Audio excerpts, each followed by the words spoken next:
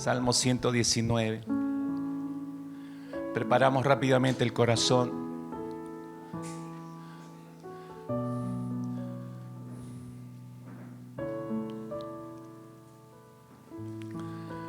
Salmo 119.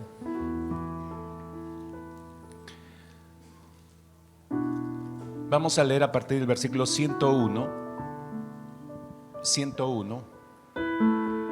hasta el versículo 104. El Salmo 119, versículo 101, 104. Dice así la palabra del Señor: de todo mal camino contuve mis pies. Está hablando el salmista. De todo mal camino contuve mis pies para guardar tu palabra. No me aparté de tus juicios, porque tú me enseñaste.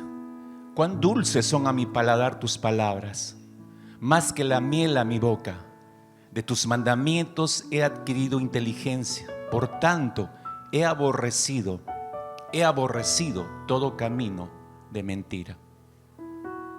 Padre, te damos gracias, Señor, por tu palabra. Ahora, concédenos el privilegio de reflexionar, pensar en ella. Adiestra nuestros sentidos. Muéstranos por qué una vez más traes esta palabra a nuestros corazones. ¿Por qué es que tenemos que aborrecer todo camino de mentira, Señor? ¿Por qué tu palabra debe transformarse en algo tan dulce a nuestro propio paladar, Padre de los cielos? ¿Por qué debemos contener nuestros pies, Señor, de la maldad para guardar tu palabra? Señor, necesitamos comprender todo esto en un mundo tan complicado que nos ha tocado vivir. Dirígenos por tu Espíritu, por favor, Padre, y que nuestra mente esté totalmente expuesta a tu palabra, santificada para tu palabra, Señor. En el nombre precioso de Cristo Jesús. Amén, amén, amén. Estamos ya en este quinto tema de nuestra serie Cree y ama su palabra porque es confiable. Santifícanos en tu verdad, tu palabra es verdad. Estoy tomando simplemente una expresión del Señor Jesucristo que fue parte de su oración en el huerto de Getsemaní, allí en Juan capítulo 17, versículo 17. Estas fueron las palabras del Señor, fue parte de su oración por las cuales estaba orando por sus discípulos en aquel huerto, y horas después estaba siendo tomado prisionero y luego crucificado, como bien nos describe los evangelios. ¿Por qué este tema, mis hermanos? Porque hay una preocupación natural, creo yo, no solamente humana, sino pastoral, porque cada vez que estamos fuera de la burbuja de la iglesia, nos damos cuenta de cómo está avanzando y a qué velocidad está avanzando el mal en el mundo. Y no es que sea algo nuevo, es algo que ya que el Señor Jesucristo preanunció. Por eso es que Él usó la expresión de que cuando el Hijo del Hombre regrese hallará fe en la tierra. Y la pregunta fue dirigida a todos los que creen, curiosamente, porque ¿quién tiene fe en el Señor? Solo los creyentes.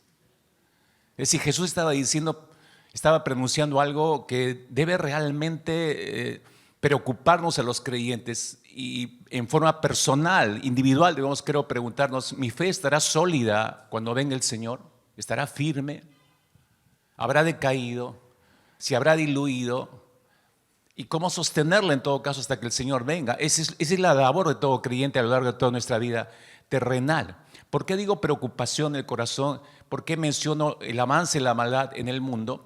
Porque, hermanos, una vez más vuelvo a pinchar la burbuja de la iglesia. No vivimos aquí dentro de la iglesia, vivimos en la empresa donde usted trabaja, en el lugar donde usted labora. Todos estamos afuera y todos estamos en contacto con el mundo. Pero podemos estar en el mundo y aislarnos, negarnos a entender lo que está ocurriendo. Y eso, curiosamente, no es la voluntad del Señor para los creyentes. Me va a entender en el desarrollo del tema. Quiero empezar por algo que vimos el viernes pasado, hace una semana atrás, la inauguración de los Juegos Olímpicos París 2024, que se anunció. En los 2 últimos años hubo un bombardeo de comunicaciones y contabilizando el tiempo de estas Olimpiadas. Particularmente a mí me encanta el atletismo, y siempre he estado atento a cada juego olímpico. Cada 4 años se dan estos juegos, y ver todas las marcas que se rompe. Siempre me sorprende el perfeccionamiento de ciertos corredores, velocistas, por ejemplo, cómo van bajando las marcas, cómo trabajan 4 años para llegar a un estándar de tiempo que saben que les va a dar una medalla de oro, etcétera. Es toda una preparación de cuerpo, alma y espíritu, dicen ellos. De hecho, que muchos de los participantes en esta Olimpiada hay varios creyentes, cristianos, y cristianos muy sólidos, diría yo, que por donde quiera, aprovechando una Olimpiada, están predicando acerca de Jesucristo, están anunciando acerca de Cristo Jesús, muy fieles en su fe. Pero si usted vio la inauguración de las Olimpiadas, de hecho que usted debe haber quedado con un sinsabor en el alma y como una especie de rabia contenida. ¿Por qué? Porque el mundo fue sorprendido, digo, no solamente yo o algunos cristianos, el mundo entero fue sorprendido con una diría yo, no tengo más adjetivos para calificarla, una de las más bajas parodias y avergonzantes que el mundo pudo haber visto en unas Olimpiadas de esta talla. En medio, no quiero que nuestros pensamientos se centren específicamente en esto, pero necesito describir algunas cosas para que entendamos el estado del mundo. Porque ¿qué tiene que ver unas Olimpiadas con el estado de la maldad en el mundo? Tiene que ver mucho, mis hermanos. Francia es un país europeo que sirve de modelo y lo que ocurre ahí se extiende a todo el resto de Europa. Una Olimpiada es como un escenario, un gran escenario donde se puede vertir ciertas cosas para enseñar al mundo y puede impregnar la mente del mundo o puede normar la vida del mundo. Por eso es preocupante. En parte de esta ceremonia, me voy a centrar en especial, si usted vio la inauguración, en aquella parodia de uno de los cuadros más famosos pintados por este italiano Leonardo da Vinci, la Última Cena. Mundialmente se conoce esta pintura. Y siglos atrás se ha tratado siempre de desacreditar lo que significa, es decir, esa última cena de nuestro Señor Jesucristo, pero esta fue súper burda, lo más bajo que se ha podido ver hasta el día de hoy. Dicha parodia fue representada por un grupo de drag queen, de travestis y de activistas transexuales, transgénero. Usted sabe lo que significa eso, es decir, todos los personajes de esta mesa que representa la cena del Señor eran todos transexuales, travestis o activistas transgénero. Y creo que fue tan duro el golpe visual nada más, que por eso digo, el mundo fue tomado por sorpresa.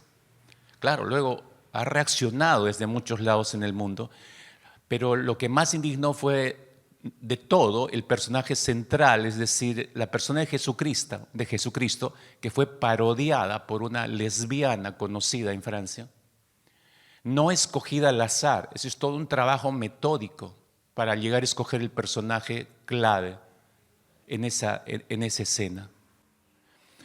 La explicación que dio la portavoz de dichos Juegos Olímpicos, ofreciendo obviamente una endeble disculpa al mundo cristiano sobre todo, fue la siguiente. Ella dijo: está claro que nunca hubo intención de faltar el respeto a ningún grupo religioso. La ceremonia de apertura intentó celebrar la tolerancia comunitaria. Y lo pongo en rojo para que usted vaya tomando en cuenta estas frases que son muy de la Agenda 2030, que es la agenda del cambio de la ideología de género. Esa frase es clásica: tolerancia comunitaria. Esta fue nuestra intención, dice. Y yo, cuando escuché sus declaraciones, dije, semejante mentirosa, ¿no? Que se lo crean sus hijos o en su casa, ¿no? Pero eso no se lo cree nadie en el mundo. No es tolerancia comunitaria, porque luego están tratando, es incongruente. Ayer nada más escuchaba que hay un surfista brasileño cristiano que en sus tablas de surf ponen las imágenes de Cristo y le prohibieron, le dijeron que tenía que sacar las imágenes de Cristo. ¿Por qué? Él preguntó. Después de haber pasado toda esta parodia y decir la portavoz del Comité Olímpico, decir que hay tolerancia y luego le prohíben, eso no es tolerancia. Esa no es tolerancia. Otra atleta no se aguantó hace un par de días, ¿no? Después de correr, ganó y le enfoca y como no pueden decir nada, usó lenguaje de señas de sordomudos para decir que Jesucristo es el único camino. Yo digo que la van a echar de las Olimpiadas, no lo sé. Pero esta es la explicación vaga que dio la portavoz del Comité Olímpico. Sumada a esa expresión, el director artístico, el cerebro de semejante basura que vio el mundo, agregó lo siguiente, dando su explicación. Él dijo, nuestra idea era la inclusión, otro término ultra conocido hoy en día. Nuestro tema no era ser subversivos, nunca quisimos ser subversivos, queríamos hablar de diversidad. ¿Se da cuenta el lenguaje que se está manejando? Y el presidente del comité organizador, otro más que se sumó a dar explicaciones endebles, dijo algo que para mí personalmente devela el terrible estado, no solo que ha llegado Francia como país europeo, sino toda Europa. La tremenda corrupción que hoy se ve en Europa y que rápidamente está llegando a nosotros. Ya llegó, no es que va a llegar. Ya estamos empapados de eso. Este presidente del comité organizador dijo lo siguiente: imaginamos nosotros, dando su explicación a lo que se vio, imaginamos una ceremonia para mostrar nuestros valores y principios. ¿Esos son sus valores y principios?, uno dice. Entonces están mostrando realmente cuánto ha avanzado la maldad en Europa. Si él habla que esos son sus valores y principios, hermanos, estamos realmente a las últimas. Así que lanzamos un mensaje muy comprometido, dijo. La idea era realmente provocar una reflexión, y claro que provocaron una reflexión, ¿no? Queríamos tener un mensaje lo más fuerte posible. ¿De acuerdo a qué? De acuerdo a sus valores torcidos y a sus principios totalmente basura. Pero no hay lugar de interpretación. Todos vieron en el mundo lo que ocurrió. Por eso la indignación era internacional. La pregunta es, mis hermanos, en esta mañana, ¿cómo es que llegamos a este punto tan bajo de inmoralidad? ¿Cómo es que llegamos a este punto tan bajo de inmoralidad?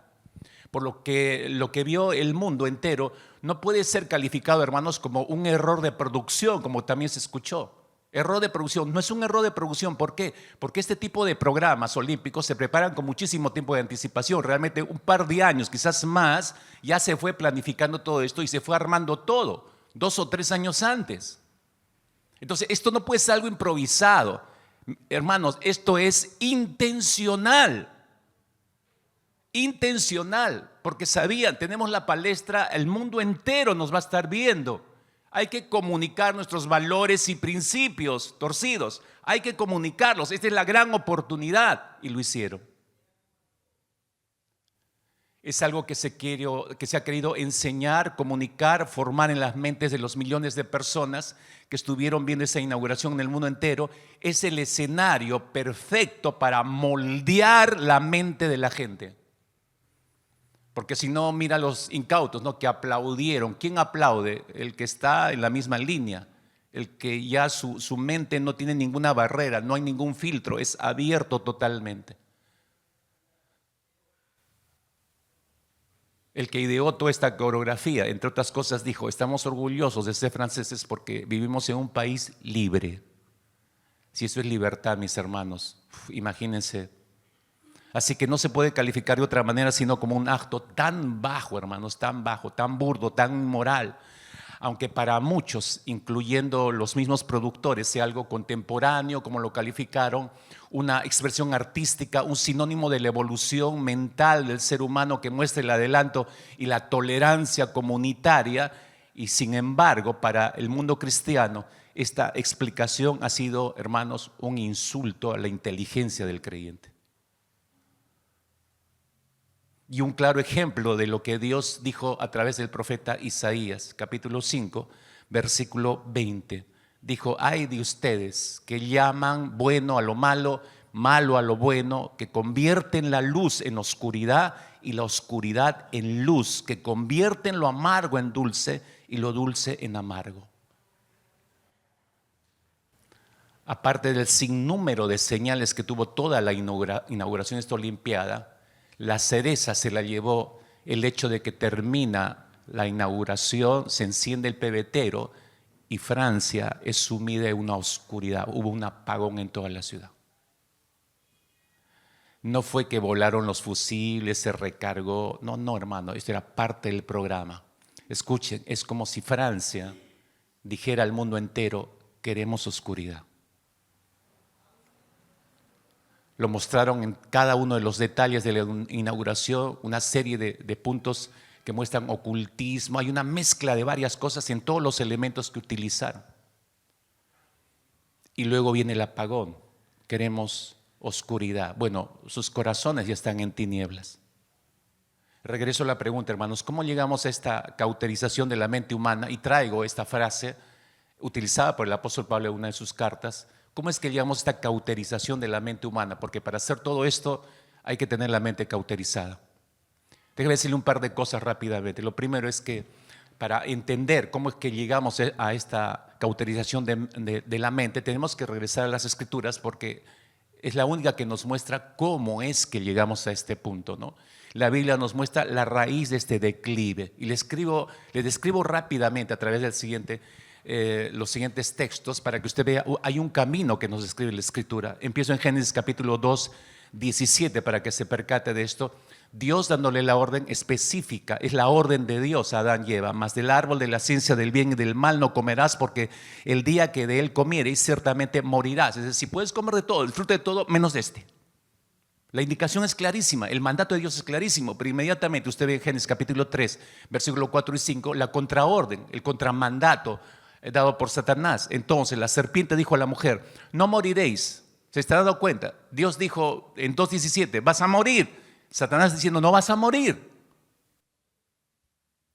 No moriréis, ¿no? Sino que sabe Dios que el día que comáis de él serán abiertos vuestros ojos y seréis como Dios, sabiendo el bien y el mal. ¿Qué está haciendo Satanás? Escúchame con cuidado, iglesia. Está deconstruyendo la palabra de Dios. No solo la está cuestionando, la está deconstruyendo. Está tomando el mandato de Dios y lo está haciendo pedazos y le está dando su propia reinterpretación. Eso es deconstrucción. Y eso es lo que se está haciendo hoy en día con la palabra de Dios. Luego, 8 o 9 generaciones hacia adelante, después Génesis capítulo 3 de estos versículos que estamos leyendo, 8 o 9 generaciones, eso significa casi 1000 años hacia adelante, la Escritura nos muestra el estado en que quedó la mente humana como resultado de todo esto. Génesis capítulo 6, versículo 5. Y vio Jehová que la maldad de los hombres era mucha en la tierra, y que todo designio de los pensamientos del corazón de ellos era de continuo solamente el mal. Entonces usted está viendo 8 o 9 generaciones después, esto está cada vez peor y no ha ido mejorando. Esto está cada vez peor mientras avanza el tiempo. Después, si usted sigue en el relato bíblico, después de haber libertado a la nación de Israel, después de 400 años de esclavitud de Egipto, los tiene en el desierto, los está reeducando el Señor. Moisés sube a recibir las tablas de la ley, bien recordarás, y las recibe, pero abajo hay un tremendo, sus propias olimpiadas, sus propias inauguración de olimpiadas. ¿Me entiende lo que estoy diciendo? Y el becerro y la adoración, empiezan a adorar a otro Dios. Cuando baja Moisés y pide explicaciones de esto a Aarón, su hermano, el sumo sacerdote, esta es la explicación que da Aarón. Y respondió Aarón en Génesis 32, 22. No se enoje mi Señor, tú conoces al pueblo que es inclinado al mal. Inclinado al mal. Es decir, eso no ha cambiado. Eso ya está impregnado en la mente y el corazón del ser humano. Así la Biblia, si seguimos avanzando, nos muestra la naturaleza del ser humano siempre tendiente hacia el mal. Es por eso que así desembocamos a Jeremías capítulo 2 y 13, que fue un versículo que lo usamos en toda una serie el año pasado. Jeremías 2:13, toda la maldad del corazón del hombre está reflejado en esto. Dice, porque 2 males ha hecho mi pueblo, 2 males. Eso le viene de naturaleza, 2 males. Me dejaron a mí fuente de agua viva y cavaron para sí cisternas rotas que no retienen agua. Díganme, por favor, hermanos, leyendo este versículo, si dejar a Dios para transformarte en tu propio Dios no es la peor de las maldades. Transformarte en tu propio Dios, no solo abandonar a Dios, sino tú te transformas en tu propio Dios. O sea, ya no necesitas a Dios, yo trabajo para proveerme, yo me esfuerzo para que no me falte nada. O sea, tú te has transformado en tu propio Dios. Dime si eso es una alta traición. Eso es maldad. ¿Realmente es maldad? La Biblia nos muestra todo este camino y podríamos seguir toda la mañana citando textos que nos pueden llevar hasta el final, hasta el último libro de Apocalipsis, y verás la maldad cómo ha ido desarrollando, ganando la mente, no solamente de incrédulos, sino también de creyentes. Pero también paralelamente la historia universal muestra el camino de declive hacia este mal. Presta atención, por favor. Tengo que hacer un resumen aquí. Y es un resumen, yo diría, es sustancia. Espero que tomes para que te des cuenta. La Biblia me muestra tal cosa. Ahora entiendo por qué está así el estado del mundo. Siglo XVIII, parto por ahí, siglo XVIII, durante la era de la Ilustración. Hay dos filósofos que aparecen en el panorama de la historia, no vale la pena ni siquiera recordar sus nombres, que empezaron a ser muy influyentes, siglo XVIII, y empezaron a tener un ataque feroz contra las escrituras. Estos dos filósofos dieron nacimiento a lo que se conoció en este tiempo, a lo que se llamó la alta crítica. La alta crítica, que se fue desarrollando hasta el siglo XX prácticamente, porque se fueron tomando principios estos filósofos y la Biblia comenzó a solamente verse como una guía ética. Solo una guía, la Biblia es solo una guía ética, es decir, no es la palabra revelada de Dios, no es la voluntad de Dios. Solamente es un manual como cualquier otro manual de ética. De tal manera que desde mediados del siglo XVIII hasta principios del siglo XX, el movimiento de la alta crítica alemana cuestionó severamente todas las escrituras, la autoridad de la escritura, la inerrancia de la escritura, comenzó a cuestionar la autoría, fecha, redacción, procedencia de cada uno de los libros de la escritura y el ataque fue frontal.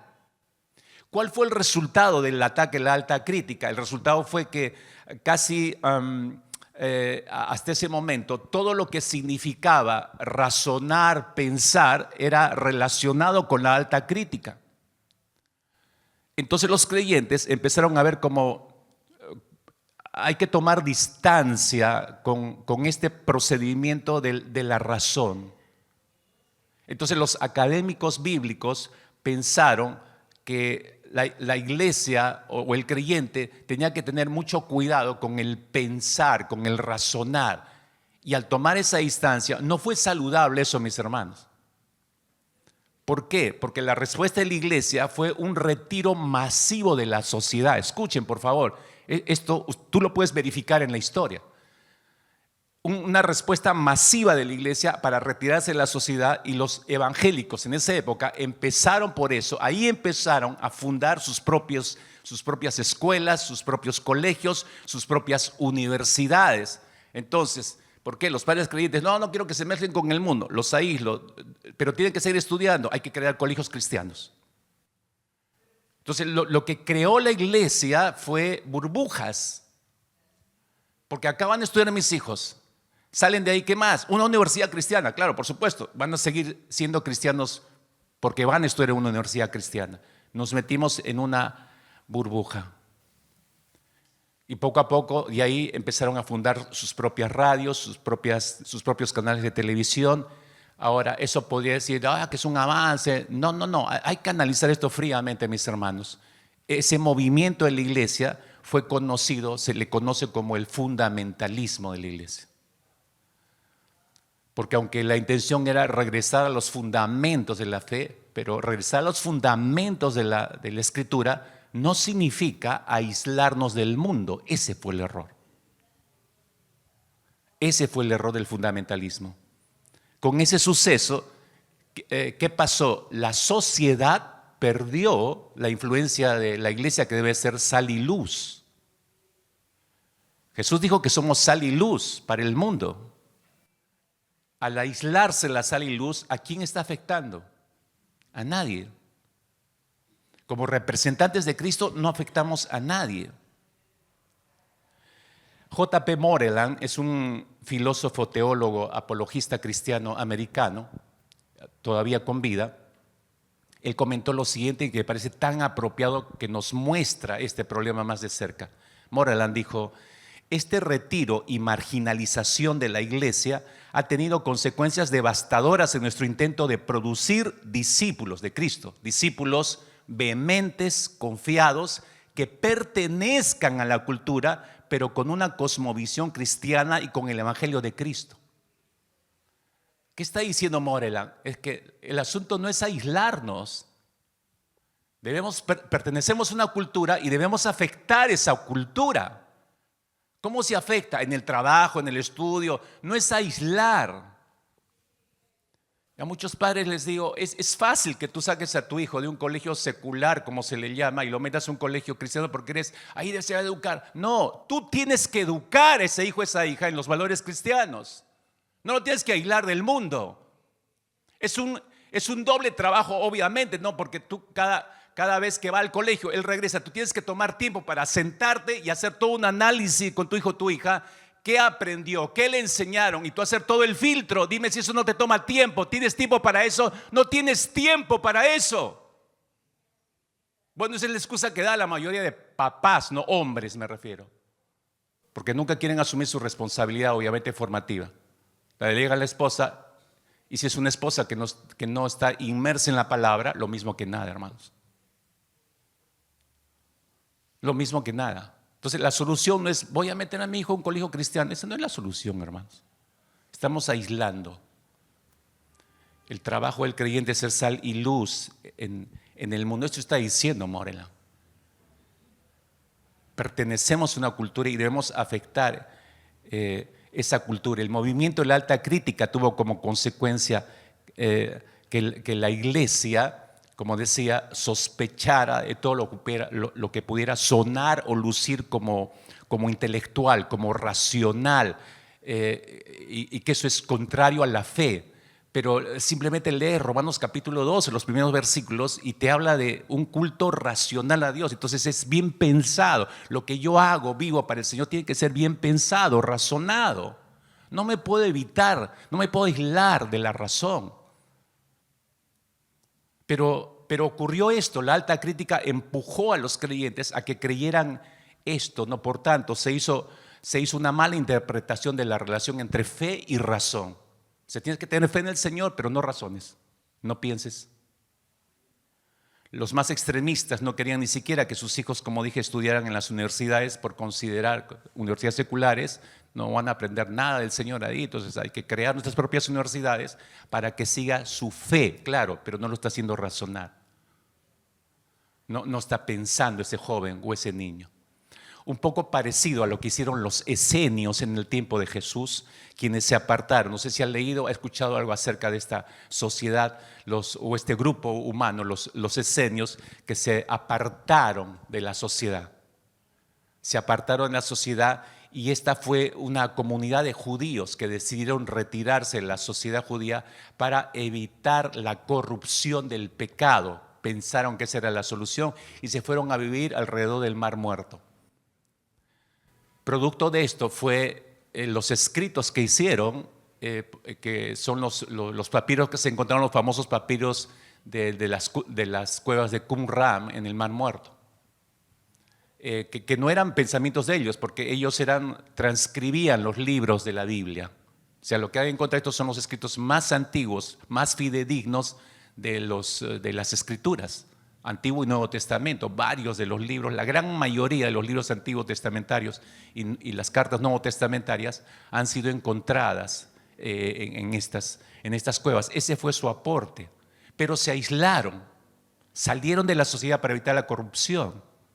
Ahora, a raíz de esto, porque eso va dejando huella, eso va dejando escuela, más o menos en el siglo IV, V, ahí empiezan a nacer los movimientos monásticos que llevan al nacimiento de los famosos monasterios, ¿no?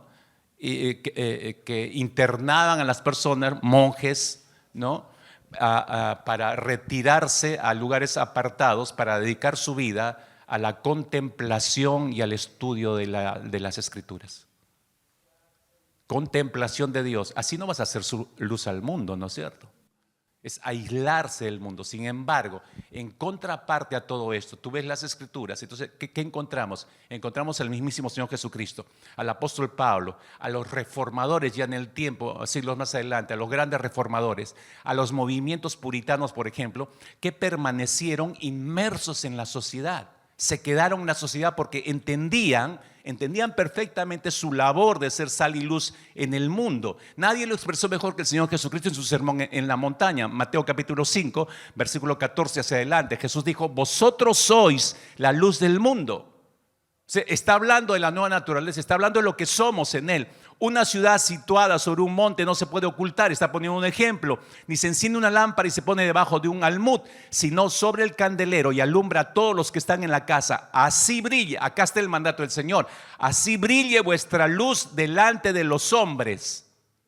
Pero si la ocultas, si te metes a un monasterio, si te transformas en un escenio, ¿cómo vas a mostrar eso? Si te metes a una universidad cristiana, a un colegio cristiano, ¿cómo vas a hacer luz al mundo? Se está violentando este principio del Señor. Así brille vuestra luz delante de los hombres, para que vean vuestras buenas acciones y glorifiquen a vuestro Padre que está en los cielos. Más claro no pudo ser el Señor, ¿no es cierto? Martín Lutero, al igual que otros reformadores, enfatizó, de hecho que muchos han escuchado esto, enfatizó mucho acerca de la doctrina conocida como la del sacerdocio de todos los creyentes. Todos los creyentes somos sacerdotes. Como dijo el apóstol Pedro, somos real sacerdocio. Ya, esa es la doctrina del sacerdocio de todos los creyentes. Entendieron, hermanos, entendieron que cada creyente, ¿no?, a partir de ese pensamiento de Lutero, ¿no?, de esa propuesta de Lutero, entendieron que cada creyente tenía una vocación a la cual había sido llamado por Dios y desde la cual podía servirlo, hermanos. Esta es nuestra realidad. En base a esto tenemos que vivir. Para el cristiano, queridos hermanos, iglesia, para el cristiano toda la vida es sagrada. Absolutamente, no hay espacios que sean sagrados y otros no. Toda la vida es sagrada porque bien entendieron los reformadores, y nosotros debemos entender lo mismo, que vivimos, el creyente vive coram Deo, que todo lo que vivimos todos los días, las 24 horas del día, lo vivimos de cara a Dios, coram Deo. No me pongo cara a Dios los días domingos como hoy, y luego el resto de la semana estoy ajeno a vivir delante de la cara de Dios. No, todo el tiempo estoy coram Deo, delante de Dios, delante de Dios, delante de Dios. En palabras, regresando otra vez a J.P. Moreland, puede ayudarnos a entender este punto aún mucho mejor. Atención, jóvenes universitarios, por favor, en esta mañana. Atención, jóvenes. Esto es para ustedes. Moreland dijo: para un discípulo de Cristo, se entiende, para un discípulo, el propósito de la universidad no es solamente conseguir un trabajo. Es más bien descubrir una vocación, identificar un campo de estudio a través del cual pueda servir a Jesús como mi Señor. Y una manera de servirle así es aprender a pensar en mi carrera de un modo cristiano. El cristianismo de una persona no comienza en un estudio bíblico en la habitación cuando sus clases universitarias terminan, no, sino que permea toda la vida, incluyendo cómo piensa sobre las formas que usará su área de especialización para la gloria de Dios. Wow, tienes que leer a este hombre con cuidado y escuchar, porque esto pinta exactamente lo que debe ser el creyente, y sobre todo el creyente que tiene una carrera, que está estudiando una profesión, porque esto es lo que espera de nosotros. No es para ser famoso, no es para tener más plata, no es para lograrme, no. Dios te abre, y siempre he dicho yo, es una llave que te permite el ingreso a lugares donde nadie puede entrar, en áreas de tu profesión. ¿Cómo uso esta carrera, mi especialización, para glorificar al Señor? Esa es la pregunta, mis queridos jóvenes. A este terrible problema se tiene que agregar otro más en el siglo XX, porque estoy hablando de la historia universal, nos muestra cómo hemos llegado a este declive, así vamos llegando a este declive, ¿no?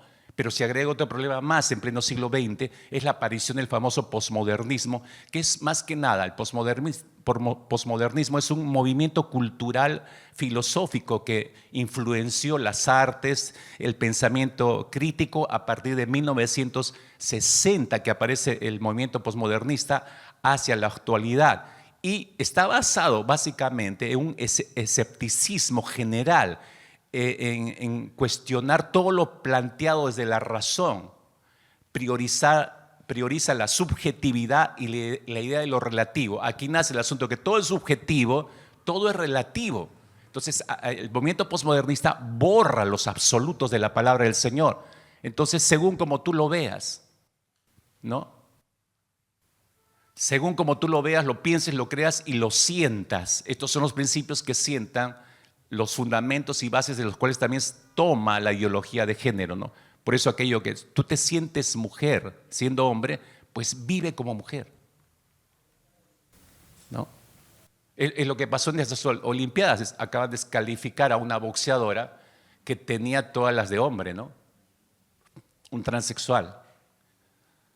Y claro, en 45 segundos se trajo abajo a su contrincante una dama, una mujer. Ese es un abuso, hermanos.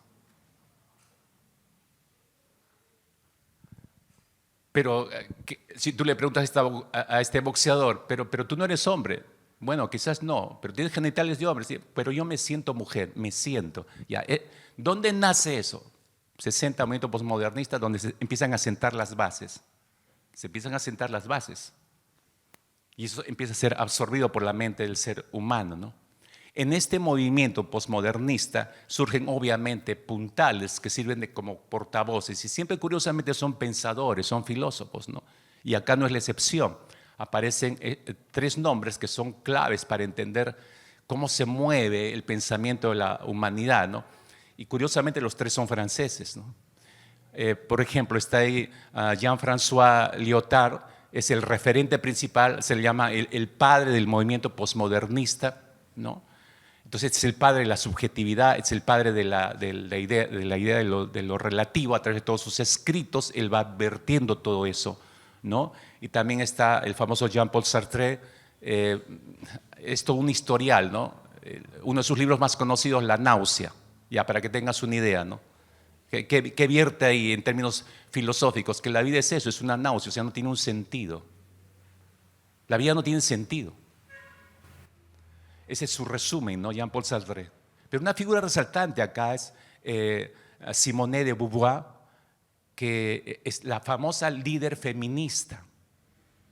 La famosa líder feminista, evidentemente la banderada de los proabortos, todos sus escritos han ido empoderando a los movimientos feministas. Y prácticamente uno de sus libros, lo tituló El segundo sexo, es prácticamente la Biblia de los movimientos feministas el día de hoy. Para entender cómo ha influenciado el pensamiento de esta mujer a través de los movimientos feministas, yo no me metería en este asunto si no fuera necesario, hermanos, pero necesito explicar algo de la vida de Simone de Beauvoir para que usted entienda cómo es que ha influenciado en el pensamiento de la humanidad sus escritos, y en especial este libro, El segundo sexo, que es la Biblia de las feministas el día de hoy, ¿no? Que no solamente influenció a la Francia de la década de los 60, 70, 80, sino también cómo sigue influenciando hasta el día de hoy, ¿no? Y esa forma de pensar fue poniendo las bases, y eso es lo que se ha visto en las Olimpiadas. Francia simplemente, en estas Olimpiadas hemos visto la cosecha de todos estos pensadores. Es todo lo que ellos fueron colocando como fundamentos, y ahora se ha efectivizado eso, obviamente para el mal. Necesito que entiendas algunas cosas de Simone de Beauvoir para que entiendas cómo influenció su pensamiento. Hay 5 cosas puntuales que eran sus pilares fundamentales de ella. Ella, por un lado, odiaba a los hombres. Nunca se casó, nunca tuvo hijos. Odiaba a los hombres. ¿Por qué? Porque el hombre es el que esclaviza a la mujer. O sea, el peor enemigo de la mujer es el hombre. Y tienes que liberarte de ese parásito, decía. Entonces, era un baluarte para ella. Un segundo baluarte para ella era que defendía el aborto libre. Lo consiguió en Francia. Por una serie de movimientos feministas lograron su propósito, ¿no? Pero defendía abiertamente el aborto. Te preguntas, ¿ella practicó abortos? Por supuesto que sí. Por eso era pro aborto, ¿no? En tercer lugar, el embarazo y el hijo es esclavismo, era esclavismo para esta mujer. Y catalogaba, así como catalogó a los hombres, el bebé es un parásito dentro del cuerpo de la mujer que le chupa la vida a la mujer. Entonces te tienes que librar de ese parásito.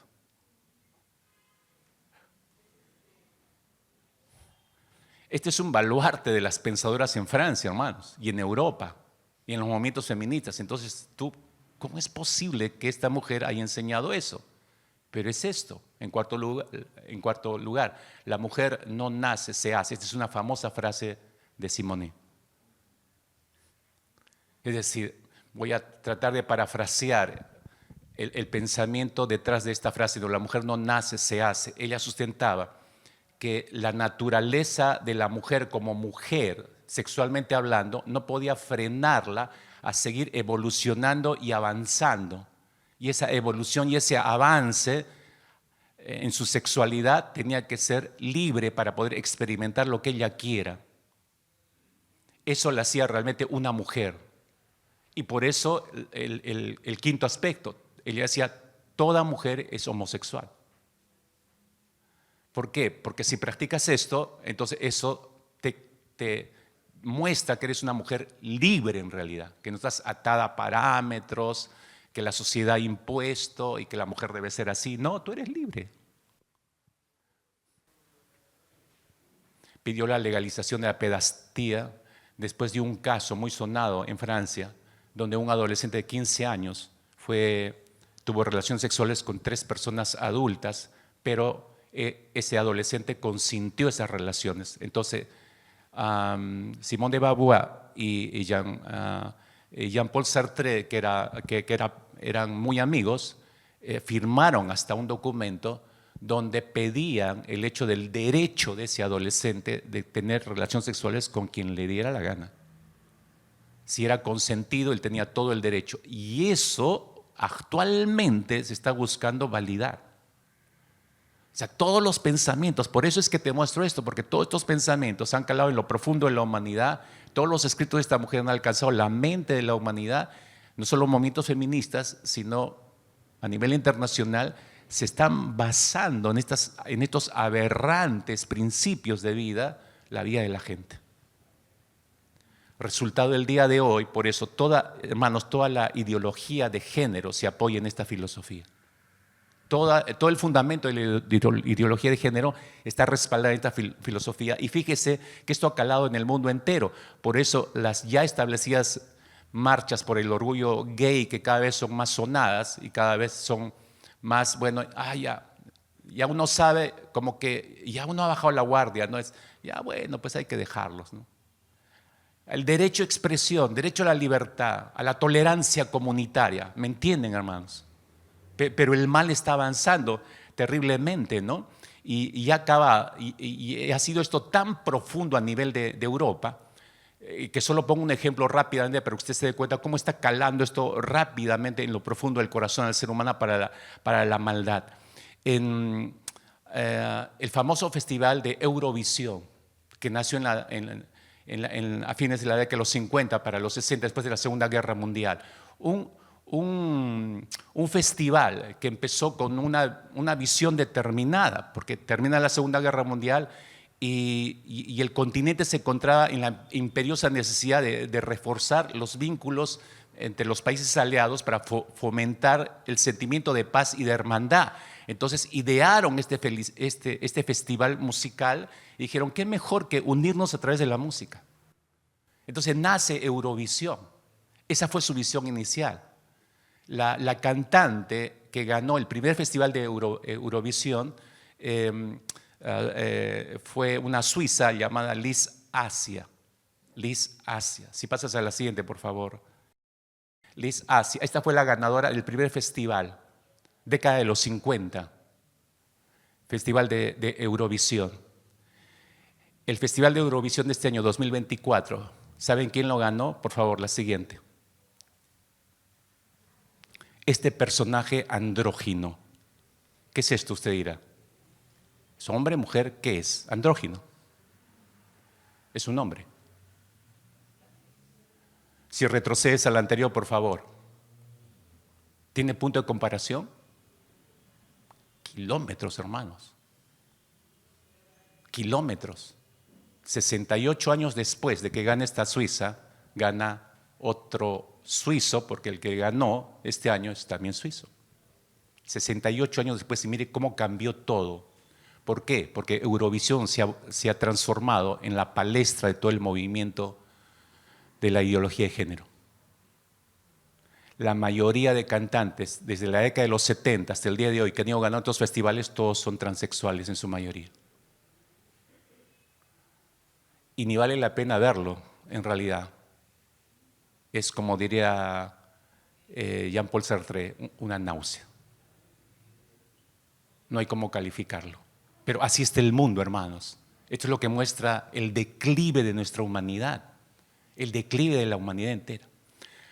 ¿Cómo preservamos nuestras mentes de este mal, mis hermanos? Y con esto quiero terminar. ¿Cómo preservamos nuestra mente del mal? El apóstol Pablo es totalmente consciente de la naturaleza pecaminosa que nos impulsa hacia el mal. Romanos capítulo 7, verso 21, él llega a esta conclusión. Así que queriendo yo hacer el bien, hallo esta ley, que el mal está en mí. El mal está en mí. ¿Cuál es la solución que plantea el apóstol Pablo? Romanos capítulo 12, versículo 1 y 2. Así que, hermanos, os ruego por las misericordias de Dios que presentéis vuestros cuerpos en sacrificio vivo, santo, agradable a Dios, que es vuestro culto racional. No os conforméis a este siglo, sino transformaos por medio de la renovación de vuestro entendimiento, para que comprobéis cuál sea la buena voluntad de Dios, agradable y perfecta. Tres cosas puntuales establece como solución el apóstol Pablo ante este declive del pensamiento humano. Es presentarse a Dios, número uno. Número dos, no conformarse al molde de este mundo, dice. Y en tercer lugar, transformarse por medio de la renovación del entendimiento. Esas tres cosas significan nada más que, mis hermanos, significan santificarse para la voluntad de Dios, santificarse para la palabra de Dios, porque solo la palabra de Dios, entrando por nuestros sentidos, puede modificar nuestros patrones de razonamiento. ¿Para qué es todo esto? Al final del versículo lo puse en rojo. Es para comprobar cuál es la buena voluntad de Dios, agradable y perfecta, porque la voluntad de Dios siempre es agradable y perfecta. Esta es la solución del apóstol Pablo. Esta solución del apóstol Pablo, ¿qué es lo que va a producir si la tomamos para nosotros, si la apropiamos? Claro, obviamente renovación de mente, va a cambiar mi mente, mi sentir, mi conducta. Cito algunos textos para ver cómo puede cambiar nuestra conducta. Romanos 12, versículo 21, dice Pablo: no seáis vencidos de lo malo, sino venced con el bien el mal. Venceremos el mal con el bien, está diciendo el apóstol Pablo. Pero después de que nuestra mente haya sido renovada. Romanos 12, 1 y 2. Primera de Tesalonicenses capítulo 5, verso 22 dice: absteneos de toda especie de mal. Nos abstendremos de toda forma de maldad, hermanos. Eso está diciendo el apóstol Pablo.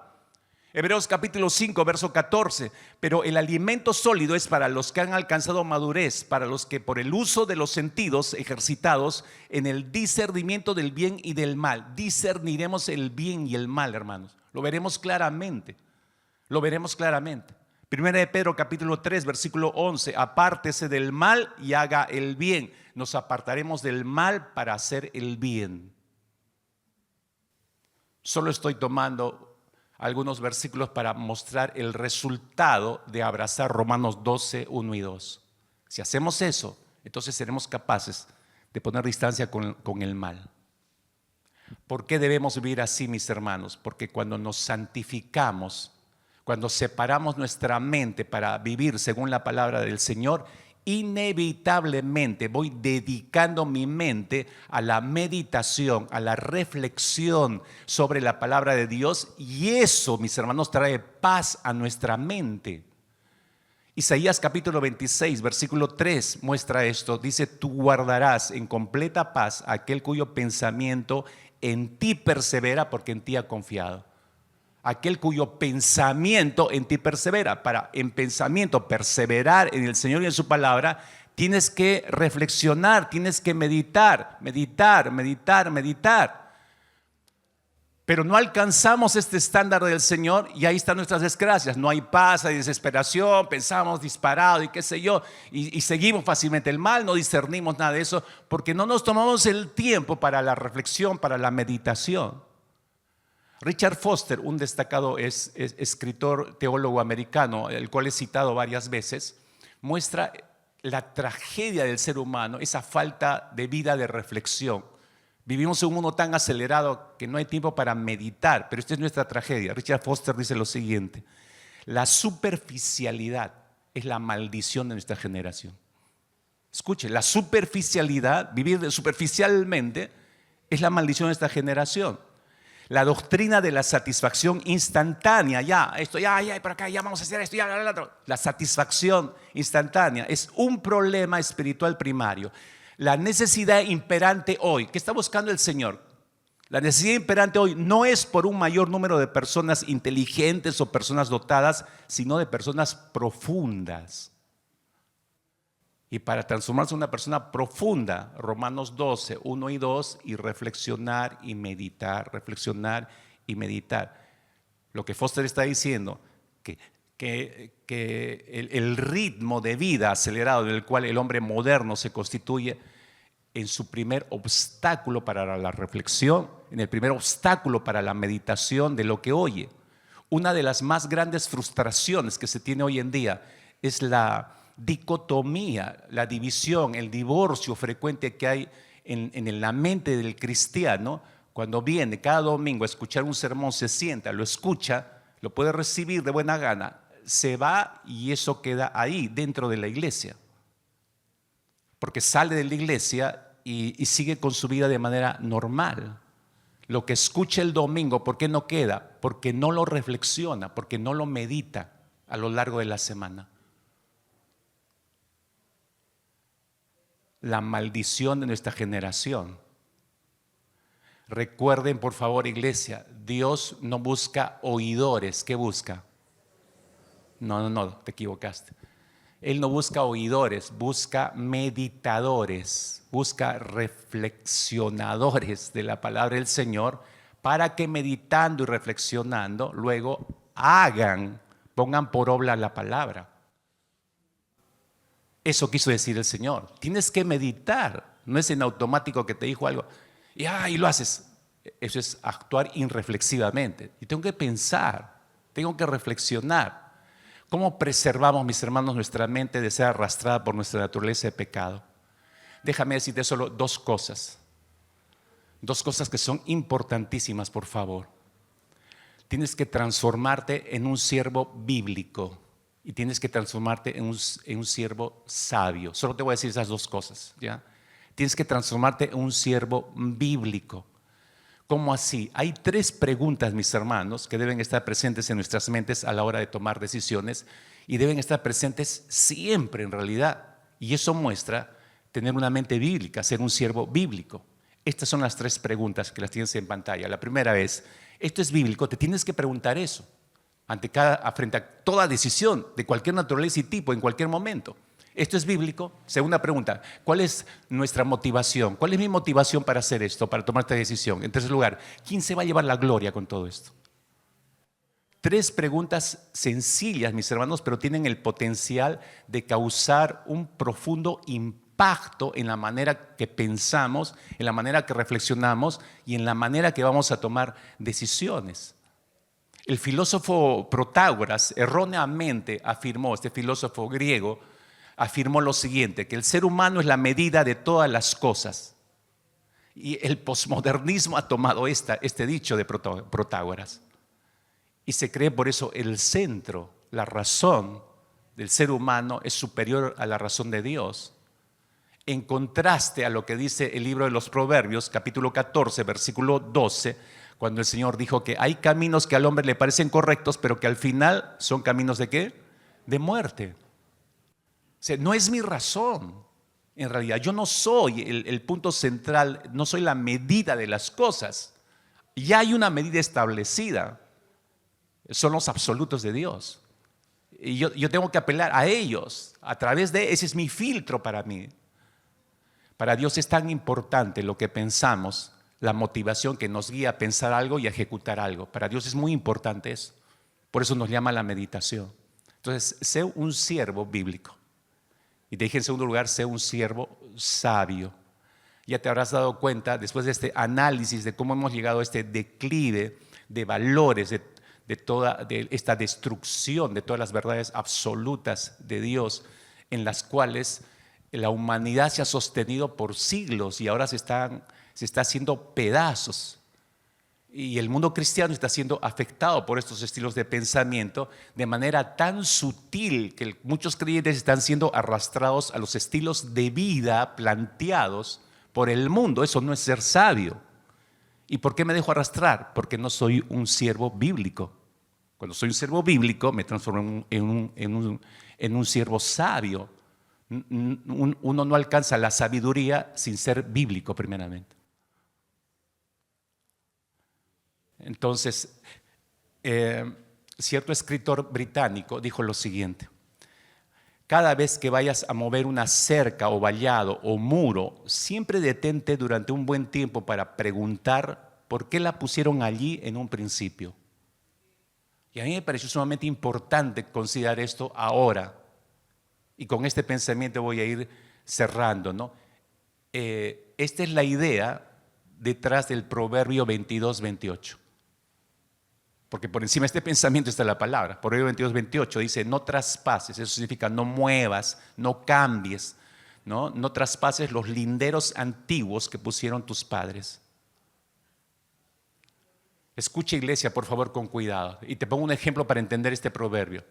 Si nosotros colocamos ahora un muro de contención para contener la crecida del río, del Guayco, y levantamos un buen muro de contención, y pasa un buen tiempo, pero no hay huaicos, y pasamos nosotros y empieza a emerger una nueva generación, nuestros hijos, y aparece esta generación y viene y dice: ¿qué hace este muro acá?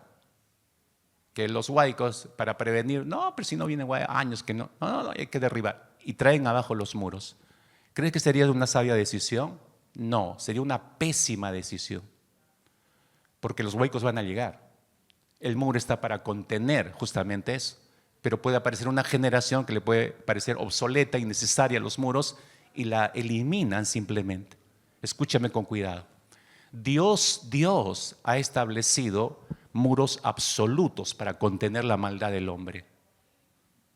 Y lo que estamos viendo hoy, ¿no? Esos muros de contención a través de la palabra revelada de Dios, esos son los muros de contención, porque tenemos que tener mucho cuidado, porque la presente generación está removiendo todos los muros de contención que Dios ha colocado en el pasado.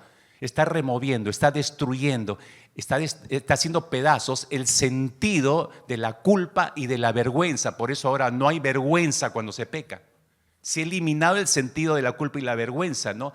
Están destruyendo todos los valores éticos, morales, espirituales, ¿no? Al punto de burlarse de todo lo que representa a Dios y su palabra, lo que acabamos de ver en los Juegos Olímpicos de París. Se está deconstruyendo la fe cristiana, por eso se cuestiona la palabra, por eso se reinterpreta ahora la palabra, por eso se le está dando nuevos significados a la escritura, por eso se está diluyendo los altos valores de dignidad, de santidad, de piedad, de adoración. Todo eso se está deconstruyendo, se está desarmando totalmente y se está volviendo a armar y se le está dando un nuevo significado. Lo que dijo la serpiente: no moriréis, cuando Dios dijo: van a morir.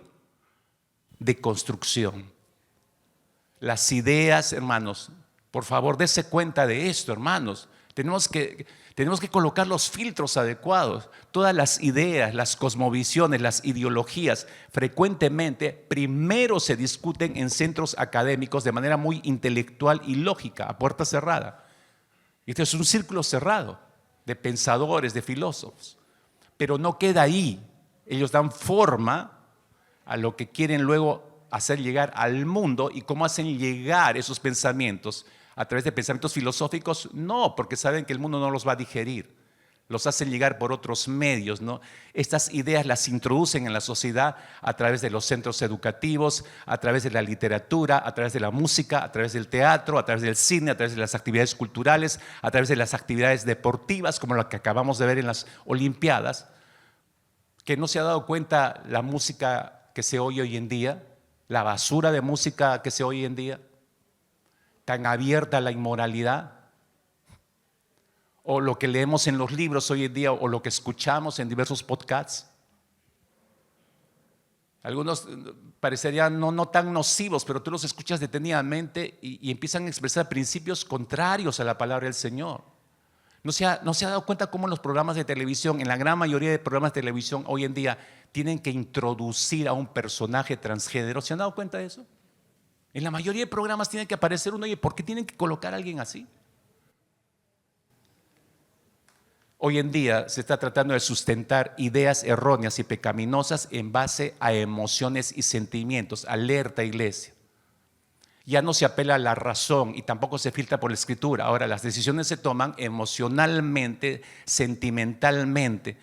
Entonces, ahí tienes la famosa pregunta, para ponerte un ejemplo, cómo se están tomando las decisiones. Se pregunta, ¿por qué es inmoral? Te preguntan, ¿por qué es inmoral que dos personas del mismo sexo se casen si se aman?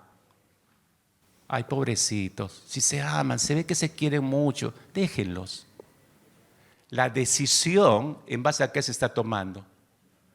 ¿Se percata usted? Ya la lógica, la razón no juega ningún rol en la decisión y la discusión. Lo que importa son las emociones, es lo que sienten. Si se aman, déjenlos. Si se aman, yo lo apoyo. Si se aman, te apoyo, hijito, hijita. No sé qué eres, ¿no? La decisión es emocional. La razón ha quedado de lado. El filtro a través de la razón, el filtro de la palabra ha quedado de lado. ¿Saben cuál es el siguiente paso? Se toman las decisiones emocionales. El siguiente paso es establecer leyes, ¿ya? Leyes para legislar esto. Pero como esto es brusco, demasiado fuerte, lo que están haciendo hoy en día es la pregunta emocional y saben que el siguiente paso es querer normar. Tiene que haber leyes que los autoricen a hacer esto. Pero ¿qué hay en el medio? Lo que se está haciendo hoy en día para alcanzar las leyes. ¿Qué se está haciendo hoy en día? Se está deconstruyendo la fe cristiana. ¿Por qué la fe cristiana? Porque la fe cristiana es la que muestra abiertamente: estás mal, delante de Dios esto es pecado. No queremos oír eso. Eso es intolerancia. Entonces, ¿qué tienen que hacer? Deconstruir la fe cristiana. Todo lo que se ha visto en las Olimpiadas es deconstrucción de la fe cristiana, para darle un nuevo significado. En el momento más crítico que vivió Israel, todos sus muros destruidos, ¿a quién utilizó Dios? Hizo aparecer a un Esdras. ¿Por qué Esdras influenció tanto sobre Israel? Los llevó al arrepentimiento y preparó el camino para que llegara Nehemías y empezara la reconstrucción del muro y Israel respondiera favorablemente. ¿Qué hizo Esdras para lograr eso? Preste atención. Y termino con este versículo, Esdras capítulo 7, versículo 10, porque hoy en día Dios busca este tipo de personas. Esdras capítulo 7, verso 10, porque Esdras había preparado su corazón para inquirir la ley de Jehová y para cumplirla y para enseñar en Israel sus estatutos y decretos. Mire lo que hizo Esdras. Preparó su corazón para inquirir la ley de Jehová. ¿Qué es inquirir acá? La palabra inquirir significa estudiar, investigar y por lo tanto reflexionar, meditar la palabra del Señor. Esdras dedicó, en otras palabras, dedicó su mente, santificó su mente a la escritura.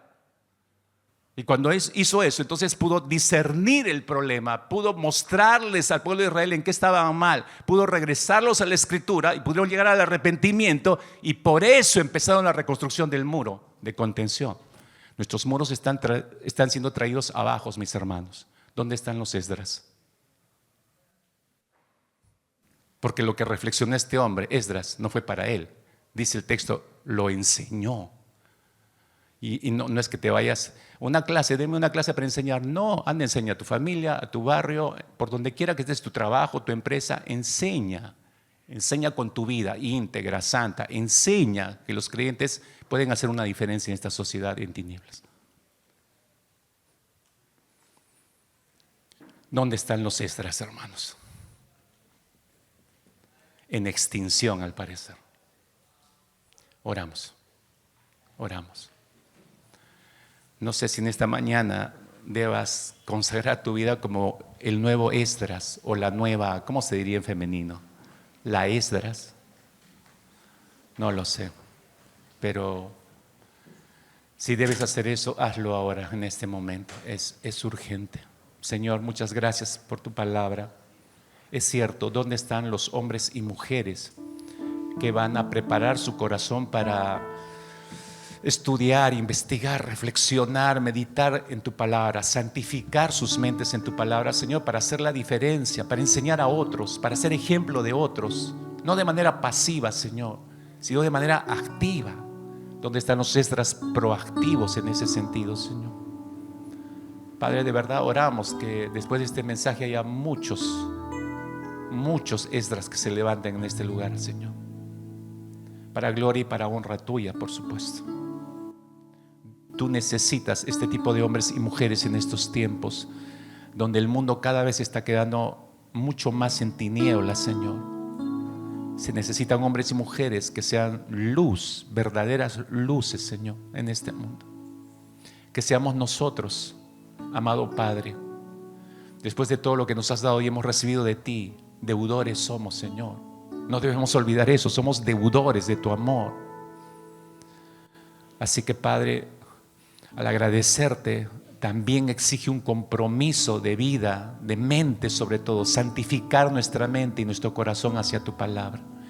Que esté ocurriendo eso, Señor, en nuestros corazones y en nuestras mentes, Señor. Confirma esto a tus siervos que te temen, a tus siervas que te temen, Señor. Levántalos como los nuevos Esdras de estas épocas, Padre de los cielos. En el nombre precioso de nuestro Señor Jesucristo.